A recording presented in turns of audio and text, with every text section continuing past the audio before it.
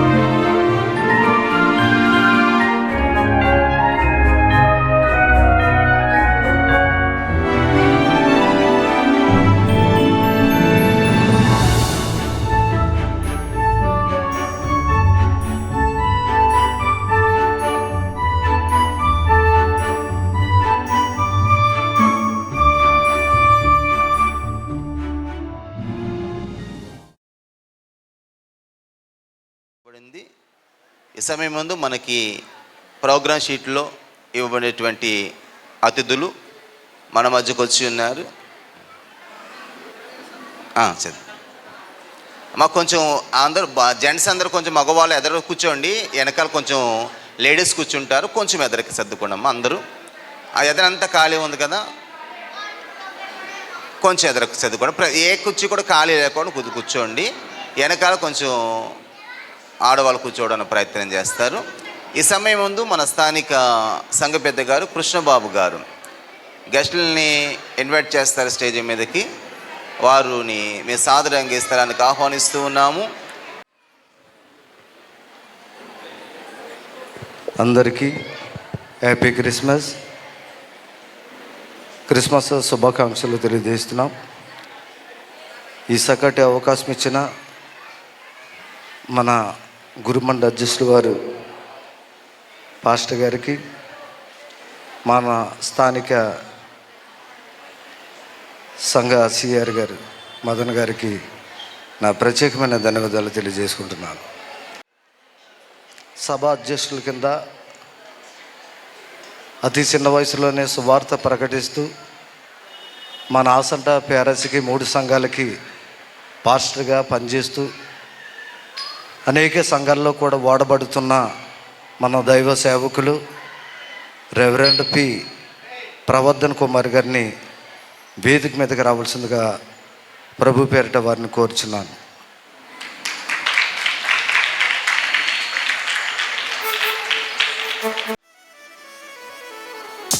ప్రవర్ధన్ కుమార్ గారికి బుక్ ఇవ్వాల్సిందిగా మన స్థానిక సంఘ పెద్ద గారు ప్రసాద్ గారు.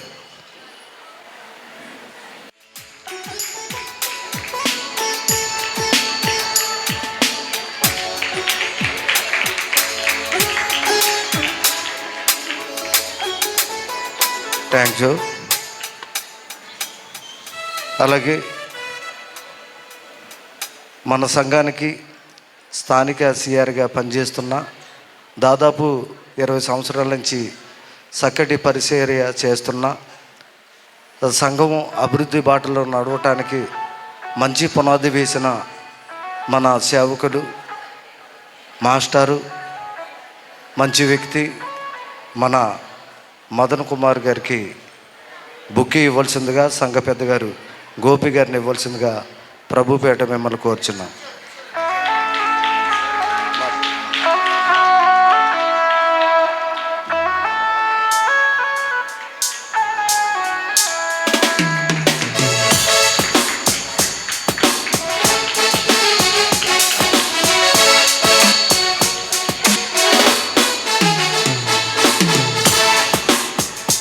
Thank you.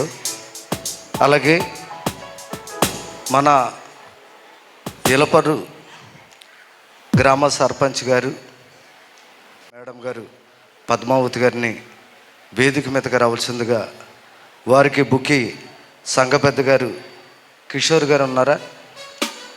కిషోర్ గారు బుక్కి ఇవ్వాల్సిందిగా కోరుచున్నాను.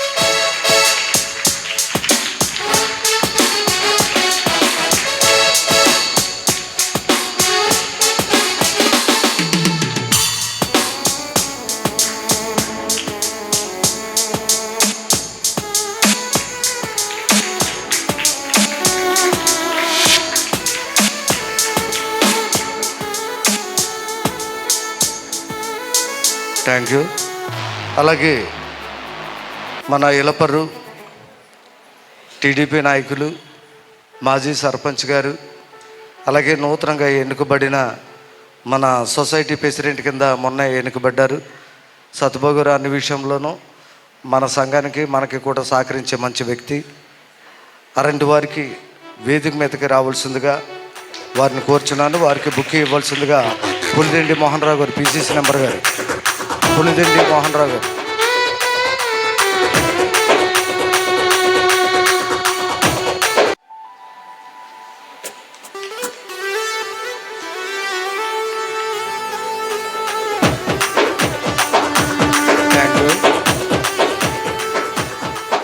Thank you.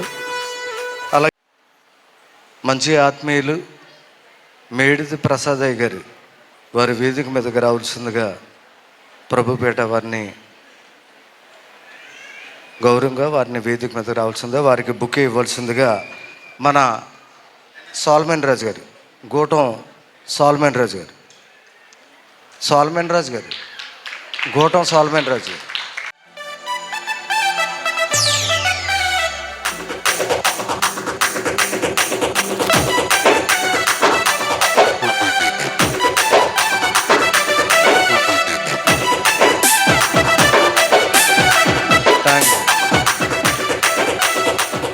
Thank you. అలాగే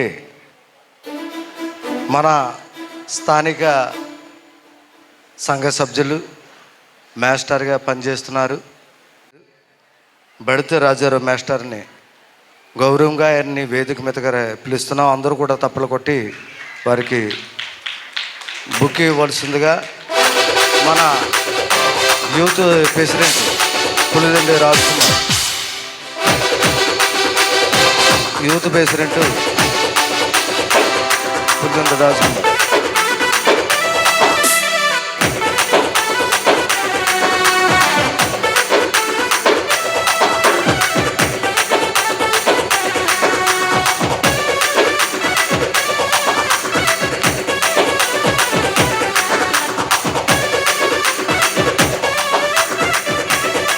థ్యాంక్ యూ. అలాగే స్థానిక సభ్యులు మాస్టారు పెట్ట రాఘవుల మాస్టర్ను కూడా వేదిక మీదకి రావాల్సిందిగా వారికి బుక్ ఇవ్వాల్సిందిగా Sikile Sunil Sunday school teacher, ఆయన బుక్ ఇవ్వాల్సిందిగా కోరుచున్నాను.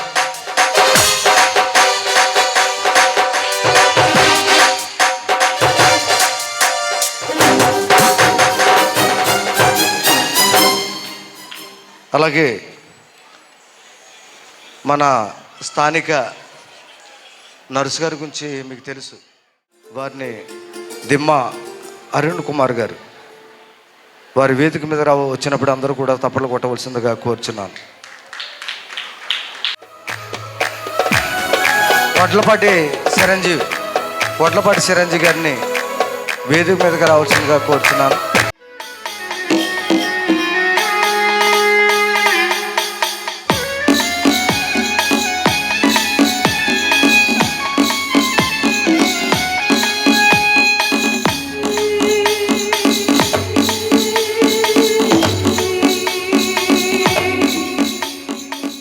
వాక్సిన్ చెప్తానికి ఇచ్చేసిన బ్రదర్ బి ప్రదీప్ గారు వేదిక మీదకి రావాల్సిందిగా ప్రభుపేట వారిని కోరుచున్నాం.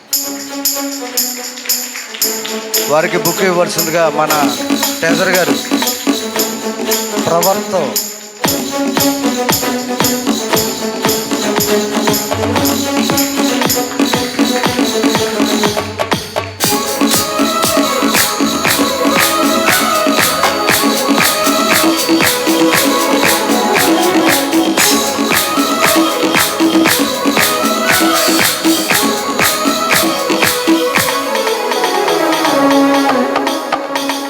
పిలిచిన అతిథులందరికీ కూడా పేరు పేరు సపన శుభాకాంక్షలు తెలియజేసుకుంటూ ఈ చక్కటి అవకాశం ఇచ్చిన మా గురుబండ అధ్యక్షులు వారి సభాధ్యక్షులు వారు నడిపించవలసిందిగా ప్రభుపేట కోరుచున్నాను. Thank you. Okay, right. కార్యక్రమాన్ని ప్రారంభించుకుందాం. మొదటిగా ప్రారంభ ప్రార్థనతో ఈ క్రిస్మస్ ఆరాధన ప్రారంభించుకుందాం. పులిదిండి మోహన్ రావు గారు స్థానిక ప్యారిష్ పిసిసి మెంబర్ గారు వచ్చి ప్రారంభ ప్రార్థన చేయవలసిందిగా మనవి చేస్తున్నాను. అందరూ కళ్ళు మూసుకొని ఒకసారి ప్రార్థన చేసుకుందాం. సకల ఆశీర్వాదాలకి కారణభూతుడు అయిన మా ప్రియ పరలోకపు తండ్రి, నీ పరిశుద్ధ లేఖమునకు వందనాలైనా స్తోత్రాలు తండ్రి.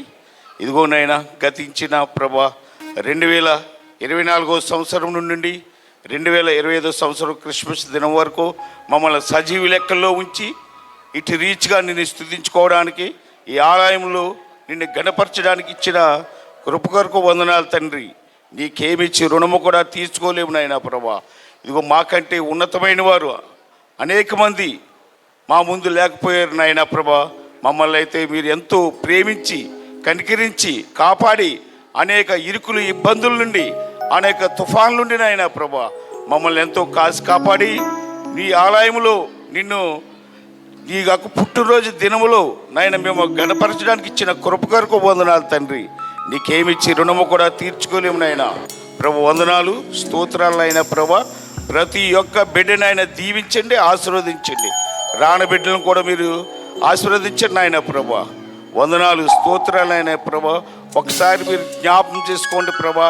ఇలపర్ గ్రామాన్ని అయినా ప్రభా. వందనాలు స్తోత్రాలు అయినా ప్రభా. ఇదిగో తండ్రి నాయన మాకంటే ముందుగా అనేక పాటలు పాడారు తండ్రి. క్రమముగాను మర్యాదగాను ఈ కూడికను జరగడానికి నీ కృప చూపు తండ్రి. వందనాలు. ఇదిగో స్టేజి ఉన్న ప్రతి ఒక్క బిడ్డని జ్ఞాపం చేసుకోండి ఆయన ప్రభా. వారి అక్కర్లు కొదువులు తీర్చండి ఆయన ప్రభా. నీ చిత్తమైతే మరొకసారి మేమందరము ఇలాగా మరొక సంవత్సరం మేమందరం గడపడానికి మంచి ఆయురారోగ్యాలు దయచే తండ్రి. వందనాలు స్తోత్రాలైనా ప్రతి ఒక్క బిడ్డని ఆయన దీవించండి. చిన్నలేమి పెద్దలేమి నాయన ప్రభా. ప్రతి ఒక్క బిడ్డనైనా దీవించండి, కనికరించండి నాయన. వందనాలు స్తోత్రాలు నాయన ప్రభా. అల్పుని ప్రభా, అయోగ్యునైన దీనుడైన కొద్ది ప్రార్థన నీ పాదను చేర్చుకుని ప్రతిఫలం దయచేస్తారని నజరేయుడైన యేసుక్రీస్తు నామమున మిక్కిలి వినయంతో బతుమాలు అడిగి వేడుకొనిచున్నాం మా తండ్రి. ఆమేన్. తండ్రి యొక్కయు కుమారుని యొక్కయు పరిశుద్ధ ఆత్మ యొక్కయు నామమున ఆమేన్. ప్రభువా మమ్మను కనికరింపుము. క్రీస్తు మమ్మను కనికరింపుము. క్రీస్తు మమ్మ కనికరింపుము. ప్రభువా మమ్మను కనికరింపుము. ప్రభువా మమ్మ కనికరింపు. అపోస్తుల విశ్వాసాన్ని ఒప్పుకుందాం. భూమి ఆకాశం సృజించిన సర్వశక్తి గల తండ్రి అయిన దేవుని నమ్ముచున్నాను. ఆయన యొక్క కుమారుడును మన ప్రభు అయిన యేసుక్రీస్తు నమ్ముచున్నాను. ఈయన పరిశుద్ధాత్మ వలన గర్భమును ధరింపబడి కన్య అయిన మరియకు పుట్టి పొంతు పిలాతు అధికారం క్రింద శ్రమపడి సిలువ వేయబడి చనిపోయి సమాధి చేయబడిననియు అదృశ్య లోకంలోని దిగిననియు చనిపోయిన వారిలో నుండి 3వ దినమున తిరిగి లేచి పరలోకమునకెక్కి సర్వశక్తి గల తండ్రి అయిన దేవుని కుడి చేతి వైపున కూర్చున్నాడనియు సజీవులకును మృతులకును తీర్పు చేటుకు హక్కు నుండి వచ్చిననియు నమ్ముచున్నాను. పరిశుద్ధ ఆత్మను నమ్ముచున్నాను. పరిశుద్ధ క్రైస్తవ సంఘమగు పరిశుద్ధుల సహవాసమును, పాప క్షమాపణయు, శరీర పునరుద్ధానమును, నిత్య జీవమును ఉన్నవని నమ్ముచున్నాను. ఆమేన్. దయతో కూర్చుందాం.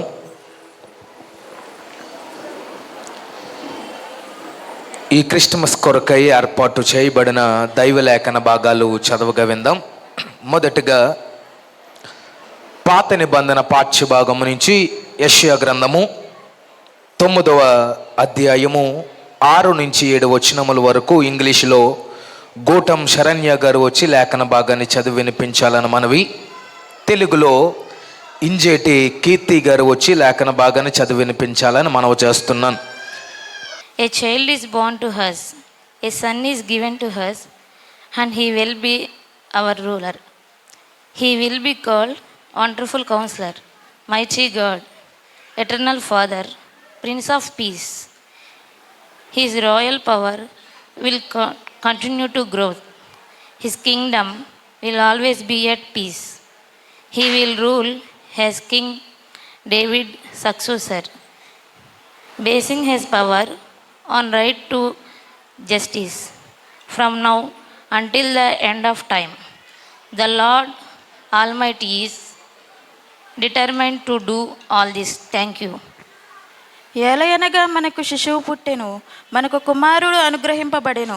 ఆయన భుజము మీద రాజ్యభారం ఉండును. ఆశ్చర్యకరుడు, ఆలోచనకర్త, బలవంతుడైన దేవుడు, నిత్యుడగు తండ్రి, సమాధానకర్తయగు అధిపతి అని అతనికి పేరు పెట్టబడెను. ఇది మొదలుకొని మితి లేకుండా దానికి మృతియు క్షేమమును కలుగునట్లు సర్వకాలము దావీదు సింహాసనమును రాజ్యమును నియమించును. న్యాయము వలన నీతి వలన రాజ్యమును స్థిరపరచుటకు అతడు సింహాసనసీనుడై రాజ్య పరిపాలన చేయును. సైన్యములకు అధిపతియగు యెహోవా ఆసక్తి కలిగి దానిని నెరవేర్చును. Titus 2nd chapter verse 13 to 15. Looking for the blessed hope and the glorious appearing for the great God and our Savior Jesus Christ, who gave himself for us that he might redeem us from all iniquity and purify into himself a peculiar people, zealous of good works. These things speak and exhort and rebuke with all authority. Let no man despise thee. Thank you. తీతుకు రాసిన పత్రిక 2వ అధ్యాయము 13 నుంచి 15 వరకు ఈ విధంగా రాయబడి ఉన్నది. అనగా మహాదేవుడును మన రక్షకుడైన యేసుక్రీస్తు మహిమ యొక్క ప్రత్యక్షత కొరకు ఎదురు చూచుచు ఈ లోకంలో స్వస్థ బుద్ధితోనూ నీతితోనూ భక్తితోనూ బ్రతుకుచుండవలనని మనకు బోధించున్నది. ఆయన సమస్తమైన దుర్నీతి నుండి మనలను విమోచించి సత్క్రియల యథాశక్తి గల ప్రజలను తన కోసరము పవిత్రపరుచుకొని తన సొత్తుగా చేసుకొనుటకు తన్ను తానే మన కొరకు అర్పించుకొనెను. వీటిని గూర్చి బోధించుచు హెచ్చరించుచు సంపూర్ణ అధికారముతో దుర్బోధను ఖండించును. నిన్నెవరిని తృణీకరించనీయకుము. Matthew 1st chapter 18 to 25 verses. Now the birth of Jesus Christ was as follows. After his mother Mary was betrothed to Joseph, before they came together, she was found with a child of the Holy Spirit. Then Joseph, her husband, being just a man, and not wanting to have a public example, was minded to put her away secretly. But while he thought about these things, behold, an angel of the Lord appeared to him in a dream, saying, Joseph, son of David, do not be afraid to take to Mary your wife, for that which is conceived in her,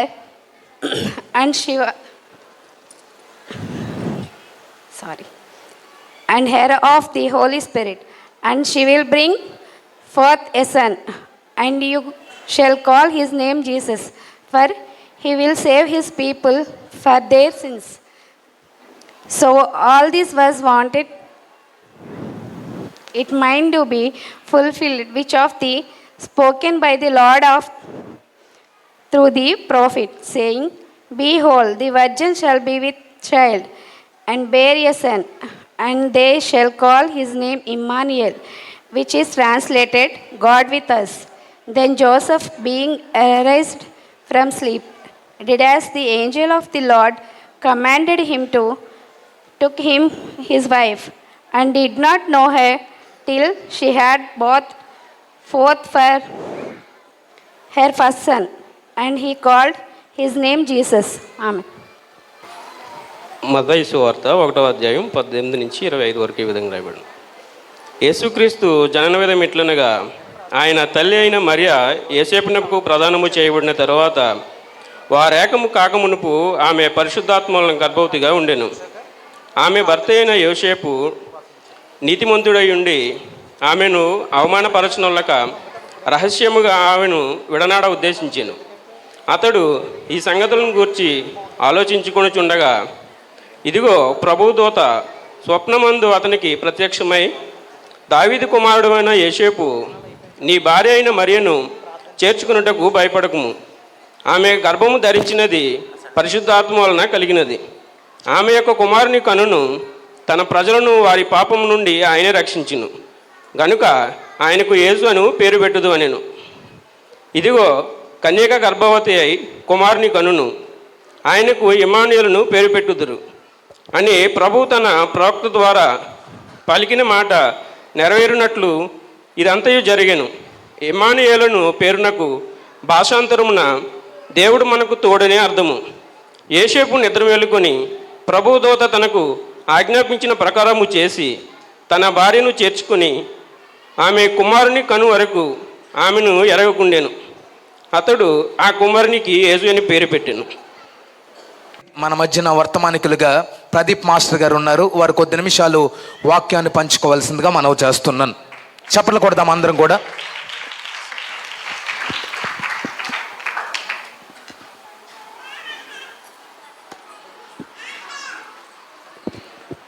praise the lord.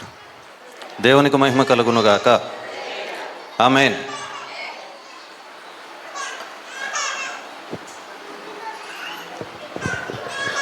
క్రీస్తునందు నా సాటి దేవుని కుటుంబ ప్రజలైన మీ అందరికీ ప్రభు పేరిట సమాధానము కలుగునుగాక, దైవ దీవెనలు కలుగునుగాక.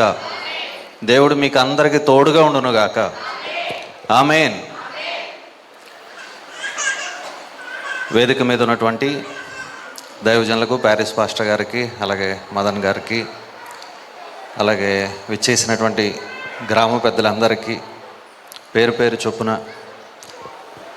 అలాగే సంఘ పెద్దలందరికీ పేరు పేరు చొప్పున ప్రభునామంలో శుభాలు తెలియజేస్తున్నాను. మీ అందరికీ కూడా యేసు పుట్టినటువంటి శుభాలు తెలియజేస్తున్నటువంటి happy Christmas to all of you. దేవుని యొక్క మాటలకి కరెక్ట్గా 10 అవుతుంది, 10 అయింది. 30 మినిట్స్లో ముగించేస్తాను. నాకు ఇచ్చినటువంటి సమయంలోనే నేను దేవుని యొక్క మాటల్ని ముగించడానికి ప్రయత్నం చేస్తూ ఉంటాను. పరిశుద్ధ లేఖనాల్లో నుంచి యెషయా గ్రంథం 9వ అధ్యాయం 6వ వచనం ఒకసారి చదువుకుందాం. ఏలయనగా మనకు శిశువు పుట్టెను, మనకు కుమారుడు అనుగ్రహించబడెను, ఆయన భుజము మీద రాజ్యభారముండును. ఆశ్చర్యకరుడు, ఆలోచనకర్త, బలవంతుడైన దేవుడు, నిత్యుడొక తండ్రి, సమాధానకర్త అయిన అధిపతి అని చాలండి. ఫస్ట్ లైన్ చదవండి మళ్ళీ. ఏలయనగా మనకు శిశువు పుట్టెను, మనకు కుమారుడు అనుగ్రహించబడెను. మీరు చెప్పండి, ఎవరు అనుగ్రహించబడ్డారు మనకి? అమ్మా, కుమారుడు అనుగ్రహించబడ్డారు. ఎవరు పుట్టారు? శిశువు పుట్టాడు. పుట్టింది ఎవరు? శిశువు. అనుగ్రహించబడింది ఎవరు? కుమారుడు. ఒక చోట పుట్టడం, ఇంకొక చోట అనుగ్రహించబడటం. మీరు చెప్పండి, ఈ రెండు ఒకటే అనుకుంటున్నారా మీరు? ఈ రెండు ఒకటేనా? ఇక్కడే ఉన్నారా? ఈ రెండు ఒకటేనా? శిశువు పుట్టడం, కుమారుడు అనుగ్రహించబడటం రెండు ఒకటేనా అంటే కాదు. శిశువేమో పుట్టాడు, కుమారుడేమో అనుగ్రహించబడ్డాడు. ఈ విషయంలో వివాదం ఏమీ లేదు, కానీ అర్థం చేసుకోవాల్సినటువంటి చిన్న విషయం ఉంది. ఏమండి? ఫర్ ఎగ్జాంపుల్, నా దగ్గర ఈ మొబైల్ ఫోన్ ఉంది. ఇది మీకు ఇచ్చాను అనుకోండి, ఈ మొబైల్ ఫోన్ మీకు ఇచ్చాను అనుకోండి నేను ఇవ్వను, ఓకేనా? ఇచ్చాను అనుకోండి. మీకు ఇవ్వకముందు ఈ మొబైల్ ఫోన్ ఎక్కడుంది? నా దగ్గర ఉంది. నా దగ్గర చాలా కాలం నుంచి ఉంది. నా దగ్గర చాలా కాలంగా ఉన్నటువంటి ఈ మొబైల్ ఫోన్ని మీకు ఇచ్చాను కదా. చాలా కాలంగా ఉన్నటువంటి మొబైల్ ఫోన్ మీకు ఇచ్చాను. ఇప్పుడు మీరు ఏం చెప్పాలి అంటే, ఈ మొబైల్ ఫోన్ నాకు అనుగ్రహించబడింది అంటారు. ఏమని చెప్పాలి? అనుగ్రహించబడింది అంటారు. ఎందుకు అంటే అది మన చేతుల్లోనికి రావటానికి ముందు వేరే వాళ్ళ చేతిలో ఉంది. కేవలం చేతులు మాత్రమే మారింది. ఇప్పటి వరకు ఒకరి దగ్గర ఉంది, ఇక ముందు ఇంకొకరి దగ్గర ఉంది. దీన్ని అనుగ్రహించబడటం అంటారు. పుట్టడం వేరు, అనుగ్రహించబడటం వేరు కదా. అయితే క్రీస్తు చూడండి, ఇక్కడ శిశువు పుట్టెను, కుమారుడు మనకు అనుగ్రహించబడెను. కుమారుడు అనుగ్రహించబడ్డాడంట. మనకు అనుగ్రహించబడటానికి ముందు కుమారుడు ఎక్కడున్నాడు అంటే సమీపింపరాని తేజస్సులో తండ్రి దగ్గర ఉన్నాడు ఆయన.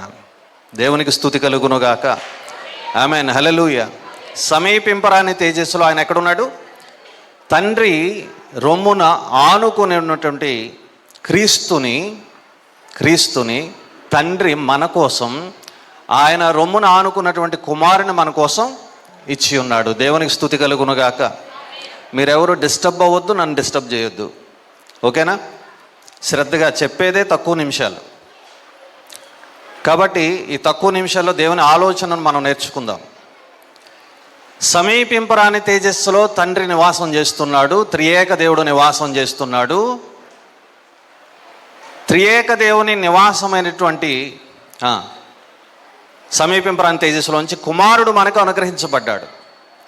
ఎవరు అనుగ్రహించబడ్డారు? కుమారుడు అనుగ్రహించబడ్డాడు. ఈ కుమారుడు, అందుకనే మనం ఎక్కువగా బైబిల్లో ఒక వచనం మాట్లాడుతూ ఉంటాం. యోహాను సువార్త 3:16 ఏముంటుంది? దేవుడు లోకమును ఎంతో ప్రేమించెను కాగా, దేన్ని ప్రేమించాడంటే దేవుడు లోకాన్ని ప్రేమించాడు. మీరు చెప్పండి, లోకమంతటికి ఒకే దేవుడు ఉంటాడా? కులానికి ఓ దేవుడు, మతానికి ఓ దేవుడు, ఏమండి గడప గడపకి ఒక దేవుడు ఉంటాడా? మీరు చెప్పాలి. ఈ భూమిని, ఆకాశమును, సూర్యచంద్ర నక్షత్రములను, విశ్వ ప్రపంచాలను సృష్టించినటువంటి దేవుడు ఒక్కడే ఉంటాడా? లోకానికి ఒక్కడే ఉంటాడా? లేకపోతే కులానికి ఒక దేవుడు, మతానికి ఒక దేవుడు ఉంటాడా? ఉండడు కదా. అందరినీ సృష్టించినటువంటి దేవుడు ఒక్కడే. మరి ఇంతమంది ఇన్ని మతాలు భూమి మీద ఉండడానికి కారణం ఏమిటి? చూడండి, క్రిస్టియన్ దేశంలో ఉన్నటువంటి వ్యక్తులందరినీ క్రీస్తు చేశాడా? లేదంటే ఇంకొక మతానికి చెందిన ఎక్కువ మంది ప్రజలు ఉన్నటువంటి దేశంలో అక్కడ ఉన్నటువంటి దేవుడే వాళ్ళని చేశాడా? అంతెందుకు, సిద్ధాంతంలో ఉన్నటువంటి వారు క్రిస్టియన్స్ అనుకోండి, ఇలపర్లో ఉన్న వాళ్ళు ఇంకొక మతస్థులు అనుకోండి, వారినేమో క్రైస్తవులు దేవుడు చేసి వీరినేమో వేరొక దేవుడు చేశాడా? చెప్పండి, లేదు కదా. ఒక క్రైస్తవుడికి లేదా అన్య మతానికి చెందినటువంటి వ్యక్తికి వివాహం అయితే పుట్టినటువంటి బిడ్డ సగం క్రైస్తవుడు, సగం వేరే మతమా? దేవుడు ఏమన్నా పంచుకుని చేస్తున్నాడా?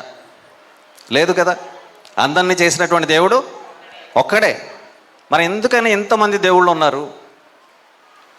ఎందుకని ఉన్నారు? మతము అంటే అభిప్రాయం అని అర్థం. మతం అంటే ఏంటండి? అభిప్రాయము. దేవుడు అగోచరుడు.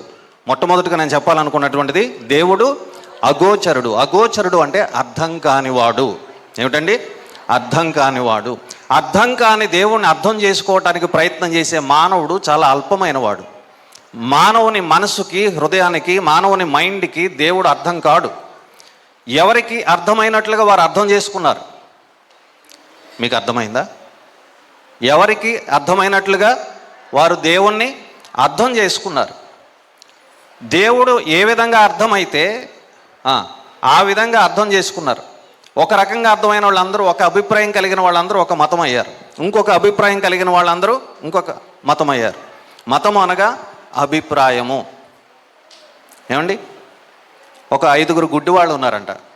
ఈ 5 గుడ్డివాళ్ళు నడుస్తూ ఉంటుంటే ఒక ఆయన ఎవరో చెప్పారు వారికి ఎదురుపడి, ఇక్కడ ఒక ఏనుగు ఉంది అన్నారంట. ఏముందంట? ఏనుగుంది. ఈ 5గురు కూడా ఏనుగు ఎలా ఉంటుందో చూద్దాం అనుకున్నారు. ఈ 5గురు ఎవరు? రే బాబు ఇలా చూడు, చేతులు కట్టు, SIT right, turn this side, చూడు, ఇలాగే చూడు, నా వైపు చూడు. ఈ 5గురు ఎటువంటి వాళ్ళు అంటే గుడ్డివాళ్ళు, పుట్టుకతోనే గుడ్డివాళ్ళు. వాళ్ళు ఏనుగుని ఎప్పుడు చూడలే, ఏనుగు ఎలా ఉంటుందో తెలుసుకోవాలనుకున్నారు. ఏమండి, దగ్గరికి వెళ్ళారు. ఒకడేమో ఏనుగు కాలును ముట్టుకుని రే ఏనుగంటే స్తంభమురా అన్నాడు. ఏమన్నాడండి? ఏనుగంటే స్తంభమురా అన్నాడు. ఇంకొకడు నడువును పట్టుకున్నాడు, పొట్టని. దాన్ని పట్టుకుని ఇంకొకడు కాదురా స్తంభం కాదు, ఏనుగంటే గోడలా ఉంటుందిరా ఏనుగు అన్నాడు. మూడోవాడు తొండం పట్టుకున్నాడు. వాడు ఏమన్నాడంటే ఏనుగంటే స్తంభము కాదు, గోడ కాదు, ఇది ఒక పెద్ద గొట్టంలా ఉందిరా అన్నాడు. ఓకేనా? ఇంకొకడు చెవులు పట్టుకున్నాడు. వాడేమన్నాడంటే ఏనుగంటే మీరు చెప్పినవి అన్ని తప్పు, ఏనుగంటే పెద్ద చేటరా అన్నాడు. ఓకేనా? చివరి వాడు ఏం చేశాడంటే తోక పట్టుకున్నాడు. వాడేమనుకున్నాడో తెలుసా? ఏనుగంటే మీరు చెప్పినవి అన్ని అబద్ధం, ఏనుగంటే చీపురి కట్టరా అన్నాడంట. ఏమన్నాడు? ఏనుగంటే చీపురి కట్టరా అన్నాడు. మీరు చెప్పండి, వీళ్ళు 5గురు చెప్పినటువంటి విషయాలు సత్యమా అసత్యమా? సత్యమే. వాళ్ళు ఏం పట్టుకున్నారో దాన్ని బట్టే చెప్పారు. అవునా కాదా? అవునా? చెవి పట్టుకున్నవాడికి అది చేటలాగానే ఉంది, కాలు పట్టుకున్నవాడికి అది స్తంభంలాగానే ఉంది. అవునా? తోక పట్టుకున్నవాడికి అది చీపురు కట్టలాగానే ఉంది. వాళ్ళ వెర్షన్లో కరెక్ట్గానే చెప్పారు. అయితే మీరు చెప్పండి, ఏనుగంటే చీపురు కట్టేనా? ఏనుగంటే స్తంభమేనా? ఏనుగంటే గోడేనా? ఏనుగంటే చేటేనా? మీరు చెప్పండి. కాదు కదా? అయితే వీటన్నిటిని తీసుకొచ్చి ఒక దగ్గర పెడదాం. ఓకేనా? వీటన్నింటినీ తీసుకొచ్చి ఒక దగ్గర పెడదాం. మొదటి వాడి దగ్గర నుంచి 5వ వాడి వరకు ఇచ్చిన ఇన్ఫర్మేషన్ అంతా తీసుకొచ్చి దగ్గర పెడితే ఏనుగు ఎలాగుంటుందో దాని ఆకారం వస్తుంది. అవునా కదా? ఈ భూమి మీద ఉన్నటువంటి వివిధ మతాలన్నిట్లో కూడా సత్యం అనేటువంటిది వ్యాపించి ఉంది. ఇబ్బంది ఎక్కడొస్తుందో చెప్పనండి. ఇబ్బంది వచ్చేదల్లా ప్రతి మత గ్రంథములో సత్యము ఆచార సాంప్రదాయ ఆరోగ్య సూత్రాలతో కలిసిపోయింది. మళ్ళీ చెప్పనా? ప్రతి ప్రామాణిక మత గ్రంథంలో సత్యం ఉంది. ఆ సత్యము 10% సత్యం ఉంటే 90% ఆచార సాంప్రదాయ ఆరోగ్య సూత్రాలు ఉన్నాయి. ఆచారాలు ఉన్నాయి, సాంప్రదాయాలు ఉన్నాయి, ఆరోగ్య సూత్రాలు ఉన్నాయి. సత్యము కేవలం 10% ఉంది.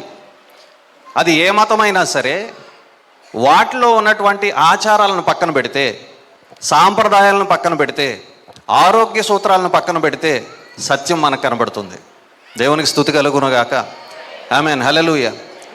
ఇప్పుడు నేను చెప్పేది ఏంటంటే, దేవుడు అంటే అర్థం అవ్వాలంటే అన్నిట్లో ఉన్నటువంటి సత్యాన్ని ఒక పక్కన పెట్టండి. ఏనుగంటే ఎలా తెలిసింది వాళ్ళకి కదా?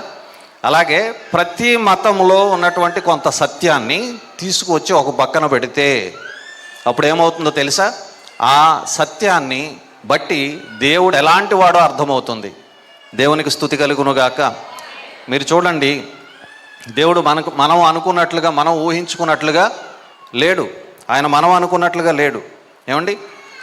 చూడండి, చాలామంది ఏమనుకుంటారంటే యేసుక్రీస్తు వారు కేవలం 2000 సంవత్సరాల క్రితం, 25 సంవత్సరాల క్రితం మాత్రమే, అక్కడి నుంచి మాత్రమే ఉన్నవాడు, అంతకు ముందు లేడు అని అనుకుంటున్నారు. అయితే దేవుని వాక్యం సెలవిస్తుంది, ఆయన ఎప్పటి నుంచి ఉన్నాడంట? లోకము పుట్టక మునుపే ఉన్నాడంట ఆయన. దేవునికి స్తోత్రం కలుగునుగాక.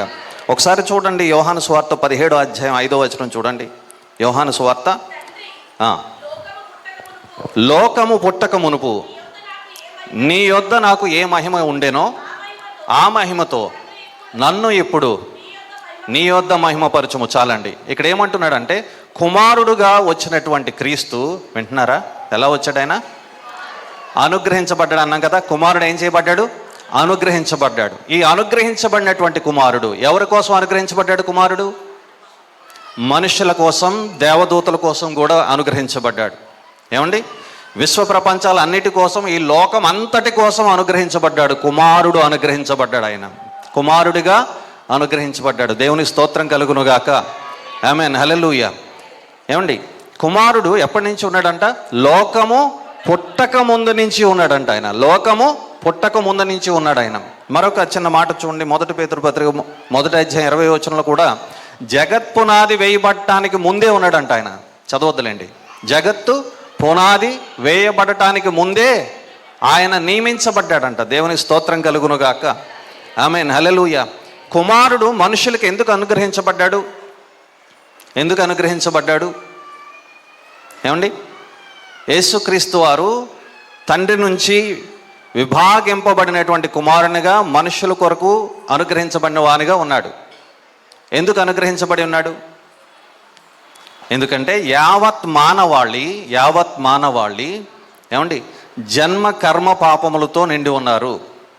మానవులు ఆది మానవుడు అనేటువంటి ఆదాము దగ్గర నుంచి ఇప్పటి వరకు కూడా ప్రతి మనిషిని ఏమి ఏలుబడి చేస్తుంది? పాపము ఏలుబడి చేస్తుంది. ఈ పాపం 2 రకాలుగా ఉంటుంది. పాపము 2 రకాలుగా ఉంటుంది. ఒకటి జన్మ పాపము, ఇంకొకటి కర్మ పాపము. జన్మ పాపం అంటే ఏమండి? తల్లిదండ్రుల దగ్గర నుంచే, తల్లిదండ్రులు పరిశుద్ధ గ్రంథంలో ఒక లేఖనం ఉంది. ఏమిటి అంటే యోబు గ్రంథంలో కనబడుతుంది. పాప సహితునిలో నుండి పాపరహితుడు పుట్టగలిగిన ఎంత మేలు అంటాడు. మళ్ళీ చెప్పనా? పాప సహితునిలో నుండి పాపరహితుడు పుట్టగలిగితే ఎంత మేలు. పాపం ఉన్నటువంటి మనిషిలో నుంచి పాపం లేనివాడు పుడితే ఎంత బాగుండు అంటున్నాడు. కానీ అలాగే ఎక్కడ జరగట్లా, అలా జరగట్లేదు. ఎంత బాగుండు అంటున్నాడు. అలా అయితే బాగుండు, కానీ జరగట్లా, అవకాశం లేదు. పాప సహితునిలో నుండి పాపరహితుడు రాడు, పాపం లేనోడు పుట్టడు. పాపము ఉన్నవాడిలో నుంచి పాపం ఉన్నవాడే పుడతాడు. ఏమండి? పాపం ఉన్నవాడే పుడతాడు. మీరు చెప్పండి, చిన్నపిల్లవానిలో మనం సాధారణంగా ఏమంటాం? పసిపిల్లలు దేవుడితో సమానం అంటారు కదా. కానీ దేవుని వాక్యం ఒప్పుకోట్ల. పసిపిల్లల్లో కూడా స్వభావ పాపం ఉంటుంది. వాడు పెరిగే కొలిది ఆ పాపం కార్యరూపం దాలుస్తూ ఉంటుంది. అవునా కాదా? కొన్ని విషయాలు వాడు అల్లరి చేయటం కానీ, అబద్ధాలు ఆడటం కానీ ఎక్కడికైనా వెళ్ళి నేర్చుకుని వస్తున్నాడా? ఎవరైనా వారికి నేర్పుతున్నారా? ఏమండి? లేదు. వాడి స్వభావము పనిచేస్తూ ఉంది. బాగా చిన్నగా ఉన్నప్పుడు వాడి శరీర అవయవాలు వాడికి పాపం చేయటానికి సహకరించవు కాబట్టి వీడు మంచివాడు అనుకుంటున్నాం. కానీ ఉండే కొలది ఏమవుతుంది? వాడు పెరిగే కొలది వాడి యొక్క స్వభావం వాడిని ఏలుబడి చేస్తుంది కాబట్టి వాడు పాపం చేస్తూ ఉన్నాడు. కాబట్టి తల్లిదండ్రుల దగ్గర నుంచే వాడు పిండముగా ఉన్నప్పటి నుంచే వాడిలో పాపపు స్వభావం ఉంది. మర్రి చెట్టు తెలుసా మీకు? ఎంత ఉంటుంది? చాలా పెద్దగా ఉంటుంది. ఈ బిల్డింగ్ అంతా మర్రి చెట్లు కూడా ఉన్నాయి కదా. దాని విత్తనం ఎంత ఉంటుంది? చెప్పండి. మర్రి చెట్టు విత్తనం చిన్నది, అవునా? ఇంత పెద్ద మర్రి చెట్టు యొక్క ప్రోగ్రామింగ్ అంతా ఎక్కడుంది? చిన్న విత్తనంలో ఉంది. అంత పెద్ద మర్రి చెట్టు రావాలి అంటే ఆ ప్రోగ్రామింగ్ అంతా అది ఎంత పెరగాలి, ఎలా పెరగాలి, దాని సెల్స్ ఎలా ఉండాలి, ఇవన్నీ కూడా ప్రోగ్రామింగ్ దేంట్లో ఉందన్నమాట? ఆ చిన్న విత్తనంలో ఉంది. అవునా? దీన్ని బట్టి ఆలోచించండి ఒకసారి. ఒక మనిషి పుట్టిన తర్వాత చాలా కార్యాలు చేస్తున్నాడు. పేపర్ చూడగానే నేరాలు, ఘోరాలు లెక్కలేనన్నీ ఉంటున్నాయి. టీవీ ఆన్ చేయగానే మంచి వార్తలు ఏమీ ఉంటలా. మనిషి ఇవన్నీ ఎందుకు చేస్తున్నాడు? వ్యభిచారం చేస్తున్నాడు, పాపం చేస్తున్నాడు, అబద్ధం ఆడుతున్నాడు. ఏమండి? ఇవన్నీ కూడా జరుగుతూనే ఉంటున్నాయి. మోహపు చూపు చూస్తున్నాడు, లేదంటే నరహత్య చేస్తున్నాడు, దొంగతనం చేస్తున్నాడు, వివిధ వ్యసనాలకి బానిసైపోతున్నాడు. ఇవన్నీ ఎందుకు జరుగుతున్నాయి? అతనిలో ఖచ్చితంగా దానికి సంబంధించినటువంటి స్వభావం ఉంది. ఆ స్వభావాన్ని బట్టి, పాపానికి సంబంధించిన స్వభావం ఉంది కాబట్టి ఆ పాపానికి సంబంధించిన పనులే చేస్తూ ఉన్నాడు. దీన్ని ఏమన్నాం? అతని స్వభావరీత్యా అతనిలో ఉన్న ప్రోగ్రామింగ్ని జన్మ పాపం అన్నాం. అతనిలో పిండముగా ఉన్నప్పుడే అతనిలో ఉన్నటువంటి పాప లక్షణాన్ని ఏమన్నాం? జన్మ పాపం అన్నాం. పెరిగే కొలిది అతను చేసేటువంటి ప్రతి పాపాన్ని ఏమన్నాం? కర్మ పాపం అన్నాం. ఏమన్నాం? కర్మ పాపం అంటే చేసేటువంటి పాపం. ఈ జన్మ కర్మ పాపం నుంచి విడుదల ఇవ్వటానికి కుమారుడు మనకి అనుగ్రహించబడ్డాడు. దేవునికి స్తుతి కలుగునుగాక. ఆమేన్, హల్లెలూయా. దేని నుంచి విడిపించటానికి? దేని విడిపించటానికి? జన్మ కర్మ పాపం నుంచి విడిపించటానికి. మీరు చూడండి, తల్లి గర్భంలో నుంచి మనం ఈ లోకంలోనికి వచ్చాం. మనల్ని దేవుడే సృష్టించడానికి మనందరం నమ్ముతున్నాము లేదా? దేవుడే మనల్ని సృష్టించాడు కదా. సృష్టికర్త అయిన దేవుడు మనల్ని చేశాడు అనేటువంటిది వాస్తవం. దేవుడే మనల్ని చేశాడు. మీరు చెప్పండి, దేవుడు పరిశుద్ధుడా, పరిశుద్ధుడు కాదా? దేవుడు మంచివాడై ఉంటాడా లేకపోతే దుష్టుడై ఉంటాడా? జనరల్గా కామన్గా అడుగుతున్నాను నేను, అంతే. ఓకే, దేవుడు మంచివాడు అని అనుకున్నప్పుడు మంచివాని దగ్గర నుంచి మనకి పుట్టాం కదా. మనలో ఉన్నటువంటి ఆత్మ దేవుడు యథార్థంగా చేశాడు. ఆత్మను ఏం చేశాడు? దేవుడు యథార్థంగా చేశాడు. అయితే యథార్థంగా సృష్టించబడినటువంటి మానవ ఆత్మ తల్లి గర్భంలోకి వచ్చేసరికి శరీరంలో ప్రవేశించాల్సి వచ్చింది. ఆ పిండములోకి, గర్భంలో ఎదుగుతున్నటువంటి పిండములోనికి భగవంతుడు ఇచ్చినటువంటి ఆత్మ రావాల్సి వచ్చింది. ఈ పరిశుద్ధమైనటువంటి ఆత్మ లేదంటే యథార్థమైనటువంటి ఆత్మ దేనిలోకి వచ్చింది? చెప్పరేంటమ్మా? తల్లి గర్భంలో ఉన్నటువంటి పాపపు స్వభావం ఉన్న శరీరంలోకి వచ్చింది. మీరు స్వచ్ఛమైన మంచి పాలు తీసుకోండి, దాన్ని మురికి గిన్నెలో వేసామనుకోండి, పాలు ఏమవుతాయమ్మా? కలుషితం అయిపోతాయి కదా. భగవంతుడు ఇచ్చినప్పుడు ఆత్మ మంచిగానే వచ్చింది, కానీ ఈ శరీరంలోకి వచ్చిన తర్వాత ఆత్మ ఏమైపోయింది? కలుషితం అయిపోయింది. ఈ కలుషితం అయిపోయిన తర్వాత ఏమండి, మనం చేసేటువంటి జన్మ కర్మ పాపాల వల్ల ఆ ఇంప్రెషన్ ఎక్కడ పడుతుంది అంటే ఆత్మ మీద పడుతుంది. మనకు దెబ్బ తగిలితే గాయం ఏర్పడుతుందా? పడిపోతే దెబ్బ తగిలింది మచ్చ ఏర్పడుతుందా? అలాగే మనం చేసేటువంటి ప్రతి పాపాన్ని బట్టి మన ఆత్మ మీద ముద్రించబడతాయి అన్నీ. ఇప్పుడు ఆత్మ ఎలా తయారైంది? భయంకరంగా తయారైంది. వచ్చినప్పుడు ఉన్నటువంటి పవిత్రత దానికి లేదు. దేవుని దగ్గర నుంచి వచ్చినప్పుడు ఉన్నటువంటి పవిత్రత లేదు, పరిశుద్ధత లేదు. ఆ ఆత్మ ఎలా అయిందంటే మన నుంచి ఆత్మను సెపరేట్ చేసి చూస్తే అన్నీ కూడా పచ్చి పుళ్ళు, గాయాలు ఇవే కనబడతా ఉంటాయి. అపవిత్రం అయిపోయినటువంటి ఆత్మే ఉంది. నేను చెప్తున్నాను, ప్రపంచమంతటా ఉన్నటువంటి మానవుల పరిస్థితి ఇది. ఈ పాపము భూయిష్టమైనటువంటి దీని నుంచి మానవుడు తన ఆత్మని తన్ను తాను రక్షించుకోలేకపోతున్నాడు. కాబట్టి ఏమండి, రక్షించుకోలేకపోతున్నాడు కాబట్టి క్రీస్తు రావాల్సి వచ్చింది. ఇక్కడికి భూమి మీదకి క్రీస్తు రావాల్సి వచ్చింది. దేవునికి స్తోత్రం కలుగునుగాక. ఆమేన్, హల్లెలూయా. యేసుక్రీస్తు వారు ఈ లోకానికి వచ్చిన కారణం ఏమిటంటే మానవుని జన్మ కర్మ పాపం నుంచి విడుదలిచ్చి అతనికి నిత్య జీవం ఇవ్వటం. మీరు చెప్పండి, ఈ భూమి మీద జీవితం అయిపోయింది అనుకోండి, శరీరాన్ని విడిచి ఆత్మ వెళ్ళిపోతుంది కదా. వచ్చినప్పుడు ఎక్కడి నుంచి వచ్చింది? జనరల్గా అడుగుతున్నా, దేవుని దగ్గర నుంచి వచ్చింది. మళ్ళీ ఎక్కడికి వెళ్ళాలి? దేవుని దగ్గరికి వెళ్ళాలి, కానీ వెళ్ళదు. ఎందుకని? వచ్చినప్పుడేమో పవిత్రంగా ఉంది. వింటున్నారు కదా నా మాట? వచ్చినప్పుడేమో పవిత్రంగా ఉంది, వెళ్ళేటప్పుడేమో అపవిత్రం అయిపోయింది. ఈ అపవిత్రమైనటువంటి ఆత్మని దేవుడు, పరిశుద్ధుడైన దేవుడు స్వీకరిస్తాడా? స్వీకరించడు. తీసుకెళ్ళి నరకానికి పాడేస్తాడు కదా. అందుకని ఏమవుతుందంటే క్రీస్తు వచ్చి ఆయన తన పరిశుద్ధమైన విలువైన రక్తాన్ని చిందించడం ద్వారా పాపానికి ఆయన పరిహారం చేశాడు. దేవుని స్తుతి కలుగునుగాక. పాప పరిహారం చేయటానికి క్రీస్తు ఈ లోకానికి వచ్చాడు. బలి అవటానికి ఆయన ఈ లోకానికి పుట్టాడు. ఏమండి, దేవునికి స్తుతి కలుగునుగాక. ఇప్పుడు ఆయన బలి అవటానికి ఈ లోకానికి వచ్చాడు అనుకున్నాం కదా.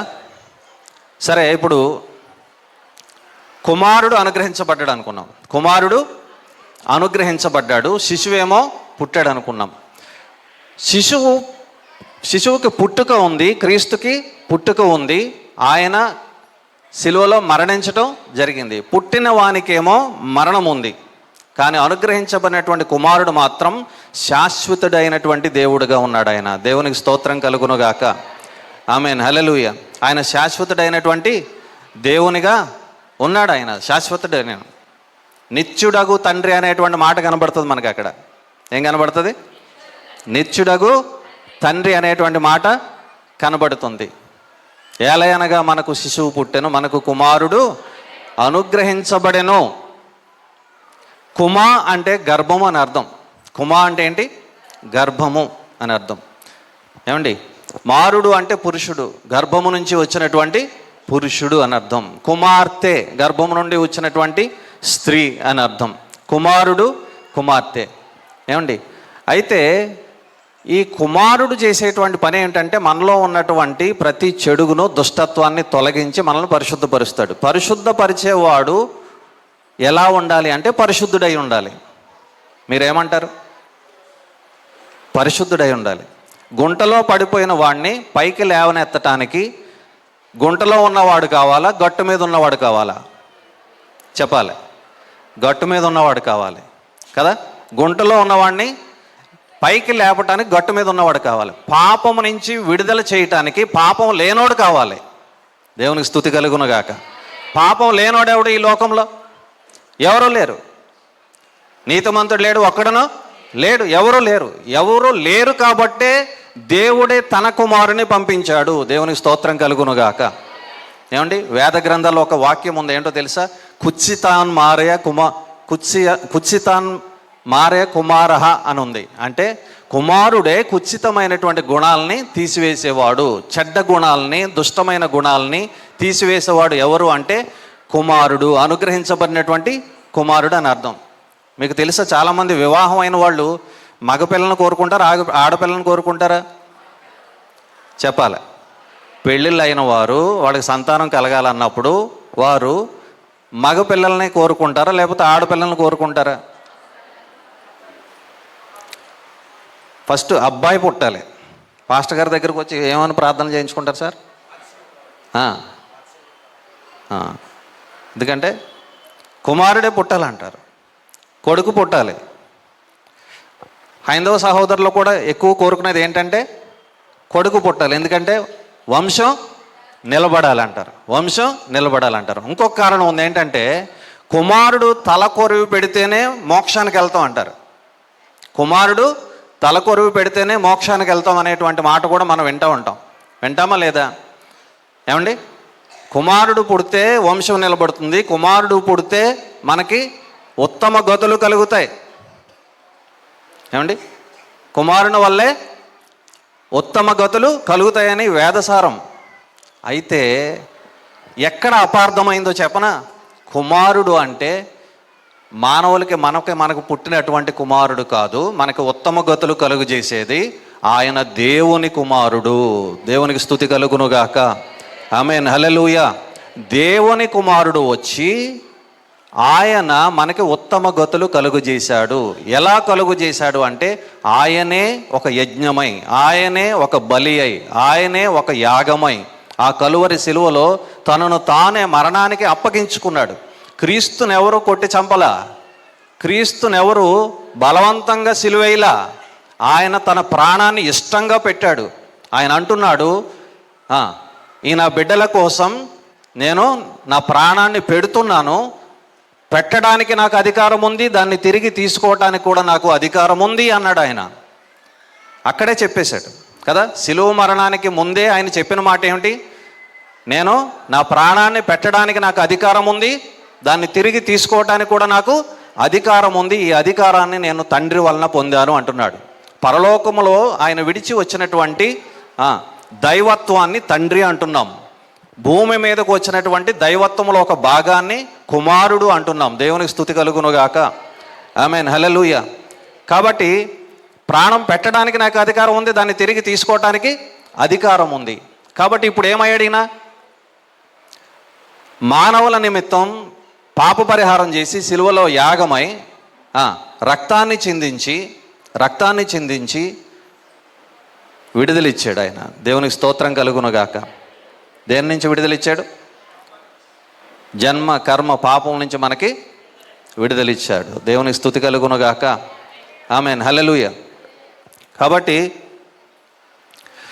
లేఖనం చాలా స్పష్టంగా చెప్తుంది, ఆయన యావత్ మానవాళిని నశించిపోకుండా, నరకానికి పోకుండా రక్షించడానికి ఆయన ఈ లోకానికి వచ్చాడు. కాబట్టి ఆయన సిలువలో చనిపోయిన తర్వాత ఆయన చరిత్ర ముగిసిపోలా. మూడవ దినాన ఆయన ఏం చేశాడు? తిరిగి మరణాన్ని గెలిచి తిరిగి లేచాడు. ఆయన దేవునికి స్తుతి కలుగునుగాక. చూడండి, ఈ భూమి మీద ఎంతోమంది మహానుభావులు ఉన్నారు, ఎంతోమంది ఋషులు ఉన్నారు, ఎంతోమంది మహర్షులు ఉన్నారు. ఏమండి, వారిలో ఏ ఒక్కరు కూడా మరణం, మన మానవులకి చివరి శత్రువు ఎవరంటే మరణం. మానవులకి చివరి శత్రువు ఎవరు? మరణం. అన్నిటినీ జయిస్తాం మనం, అన్నిటినీ సాధించుకోగలుగుతాం. కానీ మరణాన్ని జయించడం మాత్రం ఏ మానవుడు చేయలేకపోయాడు. ఆ మరణాన్ని జయించినటువంటి గొప్ప దేవుడుగా క్రీస్తు ఉన్నారు. దేవునికి స్తోత్రం కలుగునుగాక. మరి మీకు ఆలోచన వచ్చిందా?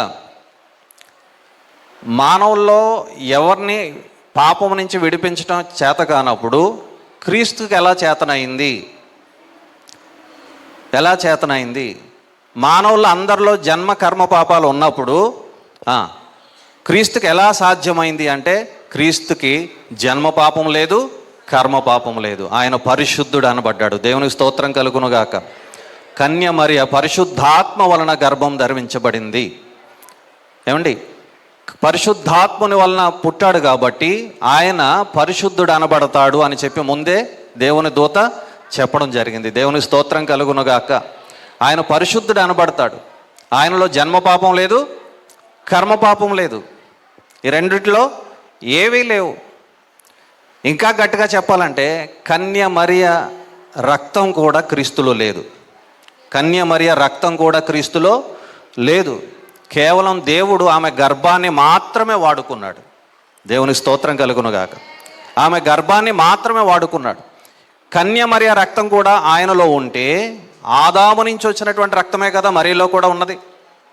ఆదాములో నుంచి వచ్చిన రక్తమే కదా మరియలో కూడా ఉన్నది. అదే రక్తం క్రీస్తులో సిలువలో చిందించబడితే పాపాలు ఏ విధంగా క్షమించబడతాయి? బడవు కదా. కాబట్టి అందుకనే అంటాడు, ఒకసారి చూడండి, అపోస్తల కార్యములు 20వ అధ్యాయం 28వ వచనం. లేఖనం చూస్తే మీరు నమ్ముతారు. 20వ అధ్యాయం 28వ వచనం. దేవుడు తన స్వరక్తం ఇచ్చి సంపాదించిన సంఘము అంటున్నాడు. చాలా అమ్మ ఏంటంట? దేవుడు తన స్వరక్తం ఇచ్చి సంపాదించిన సంఘము అంటున్నాడు. దేవుడు తన రక్తం అనొచ్చు కదా, అనలా.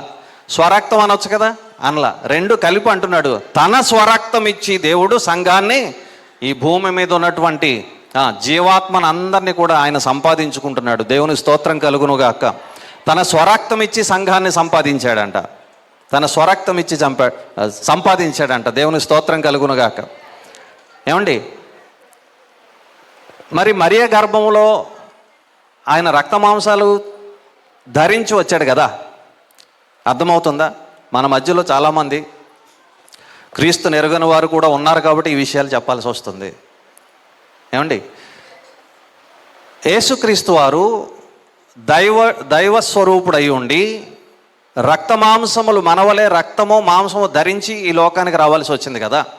ఇప్పుడు రక్తం ఎవరిది అనుకున్నాం? అది దేవుని రక్తం అనుకున్నాం.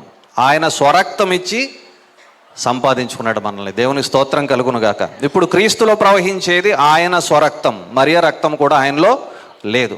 మరి మాంసం సంగతి ఏంటి? రక్త మాంసాలు అనుకున్నాగా. మాంసం సంగతి ఏంటి? ఆ పిండం సంగతి ఏంటి అంటే, దేవుడు ఆమె గర్భములో ఒక పిండాన్ని ఆయన సృష్టించుకున్నాడు.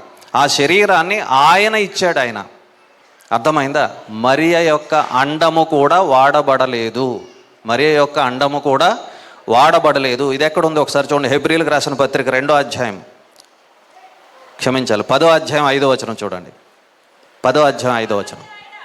కాబట్టి ఆయన ఈ లోకమందు ప్రవేశించినప్పుడు ఏలాగు చెప్పుచున్నాడు, బలియు అర్పణయు నీవు కోరలేదు కానీ నాకొక శరీరమును చాలు, నాకొక శరీరమును అమర్చితివి.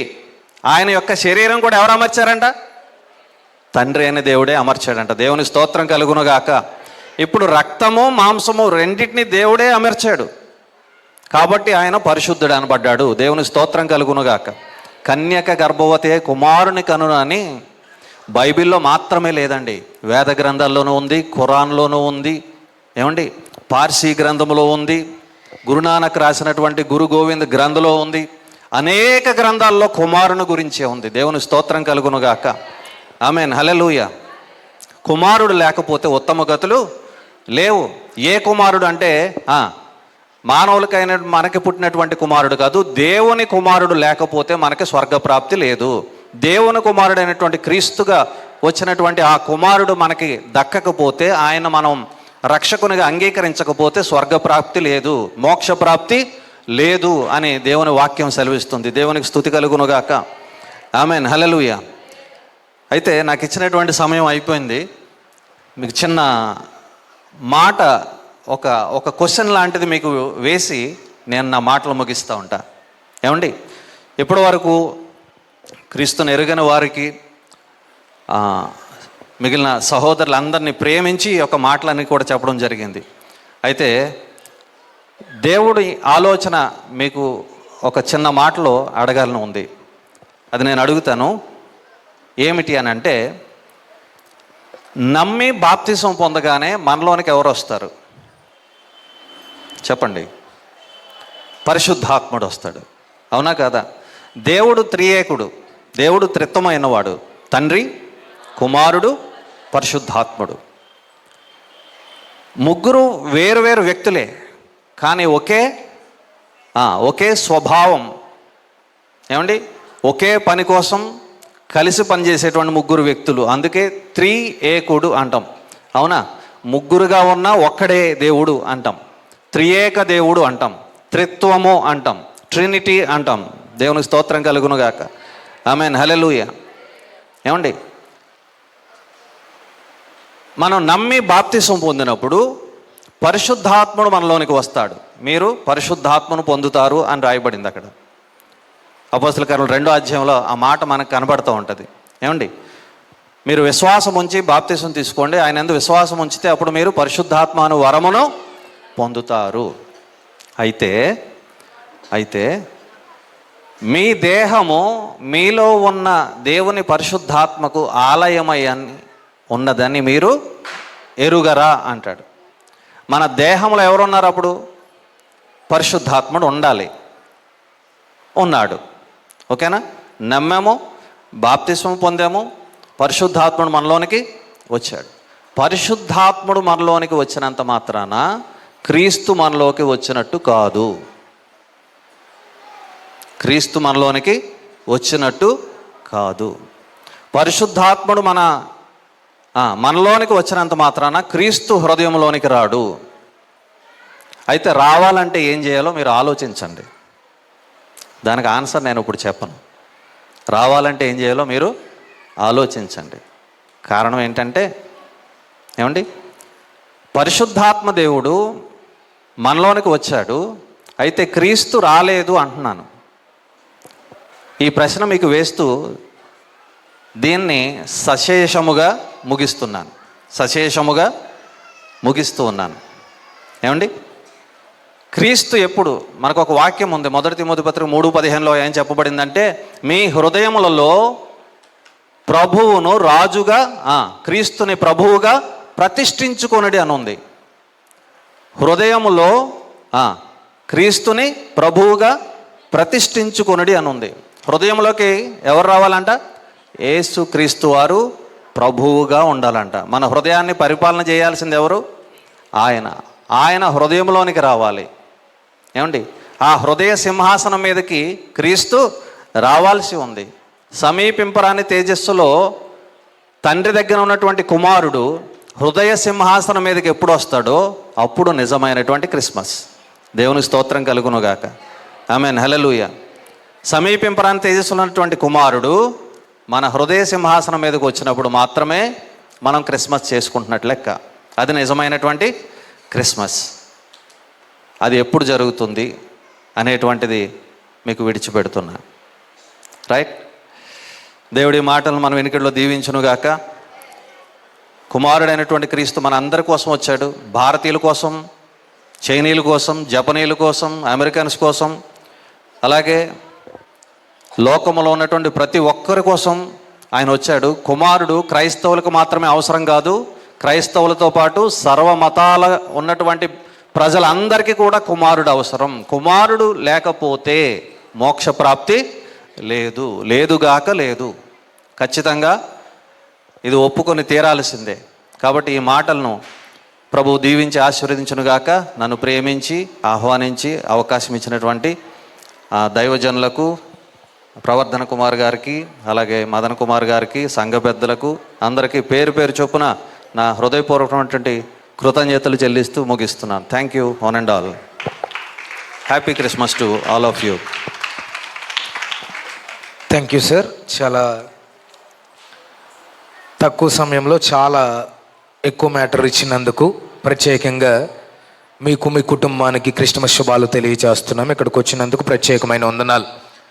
కేక్ కటింగ్ సర్వీస్ జరిగించి